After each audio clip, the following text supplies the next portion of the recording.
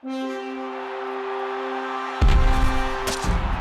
are only 2 games in Week 17 in which both teams have playoff implications, and one of those is our game of the week. The Packers at the Vikings in Minnesota, joined by our Packers expert Dan Arkish and our Vikings expert Eric Edholm to break it all down. And the way this game works out, the Vikings win, they're in the playoffs. The Packers playing to try to get that 2 seed and get a bye in the first round. The other story in this game, Adrian Peterson. Obviously we know 208 rushing yards to break Eric Dickerson's record, but from an X's and O's standpoint, obviously a big way the Vikings can upset the Packers. And Eric, using Adrian Peterson, there's obviously more to that offense, and we saw that last week against Houston, but how does Minnesota attack Green Bay in this one? Obviously AP had a lot of success last time. Yeah, he sure did. 21 carries, 210 yards, as you remember, Dan. I mean, there was big play after big play, and he just continued to do so against the battered Packers defense. Now, they're obviously going to be ready for him this time. I think they're going to be looking for those power sweeps and all that stuff that he does outside the tackles. They can kind of slip him inside, too. He's had success, especially in turf games, running between the tackles. I think the Packers are a little bit soft there. I think they can continue to have some success doing so.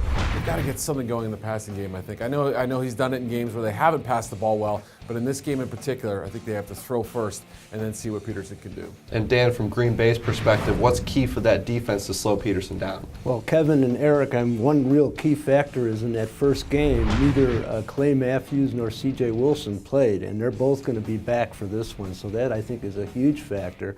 Beyond that, I think the Packers really do not want Adrian Peterson to break the record against them. They're a proud bunch, and Matthews has just been playing on fire since he's come back from that injury. So I look for a strong defensive effort from a Packer defense that's really been doing well lately. On the other side of the ball, when the Packers have the ball, we know the Vikings defense, Eric, has really impressed all season long. You look at what they did to Houston last week, holding them to 6 points.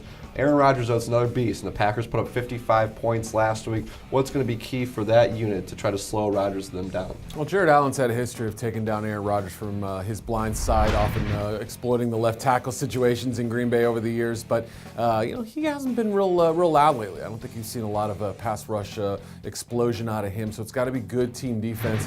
I think they'll play a lot of zone. They'll try to keep stuff in front of them. I'm curious to see what that Packers wide receiver situation is like. If they can pressure with 4, I think they can have some success against these Packers. You mentioned that receiver situation. Jordy Nelson battling injuries all year long. Now Randall Cobb, you throw him into the injury report. We know Greg Jennings has had his health issues. Dan, when you look at this receiving group, how are they going to manage that, and find a way to put up a lot of points, not having guys at 100%? Well, if Cobb can't play, that'll be a big loss. I mean, he really has emerged as the key weapon. He can be used in so many ways. They're not going to know until very late in the week about his availability. That said, they are getting Jordy Nelson back, and when he's at full strength, he's been very good. He's developed a great rapport with Aaron Rodgers, so that might offset losing Cobb if that's the case. I look for a big game from JERMICHAEL FINLEY, who's really come on lately. It behooves him to play well, improve his market value. And if Cobb can't play, I think they'll use him as the primary weapon in the slot. So that's going to be interesting to watch. All right, it's prediction time, guys. And Dan, I'll start with you. We know that this game's in Minnesota. The Vikings maybe a little more to play for, trying to get that spot. The Packers already have a spot in the playoffs, but want that bye. Where do you see this game going? Well, even though Minnesota's really tough at home, I just think Christian Ponder up against Aaron Rodgers. I look at the Packers winning this game probably by a touchdown, maybe something like 28-21. And Eric? I think I'm going to go with Ponder and the Vikings. Why not? I mean, he hasn't been great. He's been booed at home. But last week I thought he played pretty well despite the numbers.